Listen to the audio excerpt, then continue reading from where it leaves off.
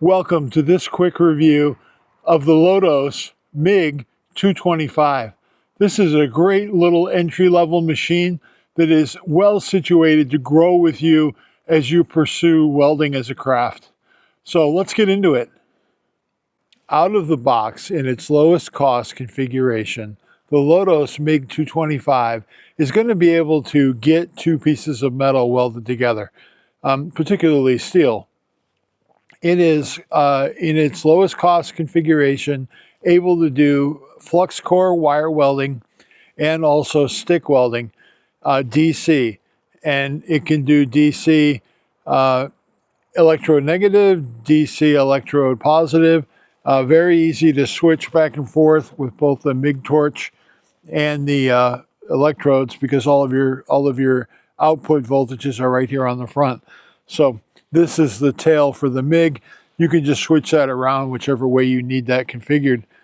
And the MIG torch is actually a really nice little torch.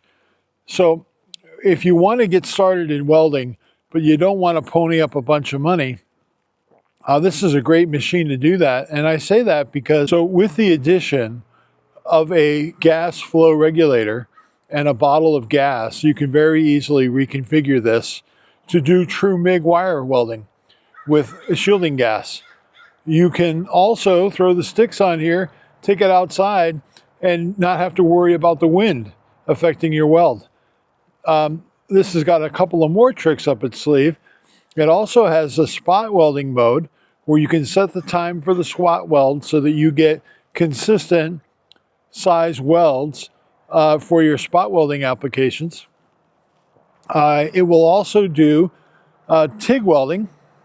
Now, it is a scratch start TIG machine, but if you want to get into TIG welding and want to learn how to do it, this can be a great option for that as well.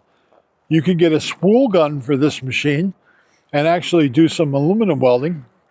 It's got a lot of growth paths for you as a welder, but if you want to save some money out of the box and get a really good effective welder, this will do it for you. And then you can incrementally add to it as you move forward in the craft. I've been playing around with this and having a lot of fun actually getting some really cool welds with it. This lead right here you can use to switch the polarity of the MIG electrode.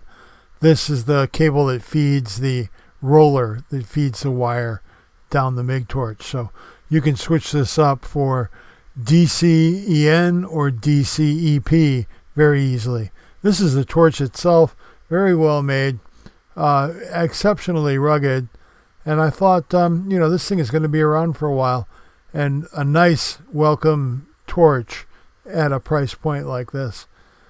But yeah, this torch just knocks right into the port here. Align the pins, make sure you're right before you start cranking this thing on, and you'll be ready to go in no time. Just snug down the locking ring and it's good to go. Now that that torch is out of the way, we're going to need a ground clamp. And here we go. Going to hook this up on the negative. And we're going to put the electrode for the MIG torch on the positive. And there you have it. DINS connectors, just twist them in and they're locked. Next up, we're going to switch it. So let's say you had set up for DC-EN and now you wanted DC-EP. You can do that. You can switch that back and forth. No problem. Now this is a really nice adapter to allow you to run the machine on 110. You also get a gas line in case you want to do some MIG gas welding. You get a set of tips. You get an alternative roller with different size grooves in it for different wire. 2 more tips and some tools. Next, we're going to reconfigure this machine for stick welding or MMA. And we're going to unplug the lead that goes to the electrode for the MIG gun. We're going to move our ground over to the minus terminal. And we're going to put the wire, the stick holder on the positive side. Additionally, on the MIG 225 from Lotos, It does come with a user's manual, and the user's manual is in pretty decent sized print, lots of really clear pictures, and it's well written for the English reader. Now, one of the things it doesn't really cover is the loading of the MIG wire and the wire path and all of that. But I'm going to show you how to do that here in the video. But this will definitely be a great guide for you to get started with this machine right away. And it is a pretty well written and easy to understand English manual. Next up, we're going to take a quick look at the MIG wire setup. I've got a small 2-pound spool. Just run it through the guides into the tube that feeds the electrode, and you'll be fine. The tension that was set from the factory worked perfectly. And here it is feeding wire up through the tube. Make sure you get it through the tip though, and make sure you don't kink it. Now, booting this machine up, you get a nice, clear, vibrant display. Right now it's waiting for me to adjust the thickness. It's in SMIG mode. More on that later. We're going to do a quick flux core weld here. A little spray of this anti-spatter is going to make your life a lot easier with flux core. You're going to get a lot less splatter on your weld and end up with a better looking product. I just flipped this over. We're going to take another weld on the back side.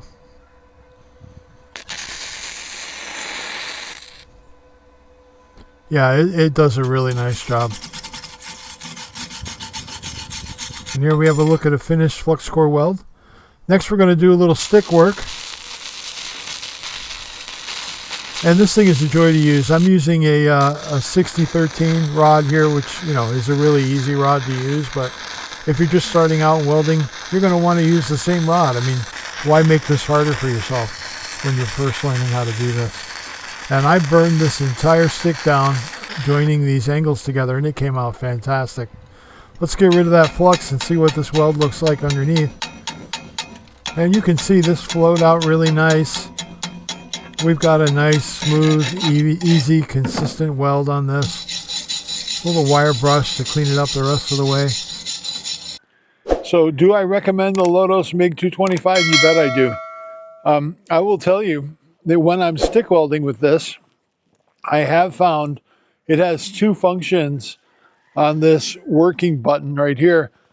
When it's set up for stick welding, you can get a hot start mode and also a weld force, arc force mode. Both of those settings, the first one affects how much current the machine will give you on the start of the arc, which you can really help avoid hard starts by having the machine automatically ramp up that current while you're trying to start the arc, and then it'll lower it back down to your set point automatically. You don't have to do a thing. That's what the hot start will do. And the arc force allows you to let the machine monitor the arc, and if it sees that you're in too close or you're about to short out, rather than allowing that electrode to weld to the material, it's going to momentarily increase the current and keep you from having a stuck rod in that weld puddle. Really cool features for a machine in this class. I have to say I was delightfully impressed. The SMIG mode is the Synergy MIG. Basically, it just helps guide you through the setup. You just tell it what wire you have, what process you're using, the thickness of the material.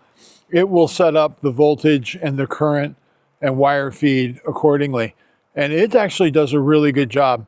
I was impressed with the ability for this to do some really nice flux core welds. Again, right out of the box, no issues. So I think this is a nice little welder, especially for the entry-level craftsman who's just getting into welding, but wants a machine that also has some expandability for the future. On top of the list of features that this welder offers, you can also use it on 110 volts as well as 240. So it's going to sense the voltage coming into the machine and limit you in your settings on the front panel. And I have to say, this front panel is actually delightful to use out in full sunshine. It is very readable, very easy to see. So in the shop or outside, it's going to be a useful tool for you.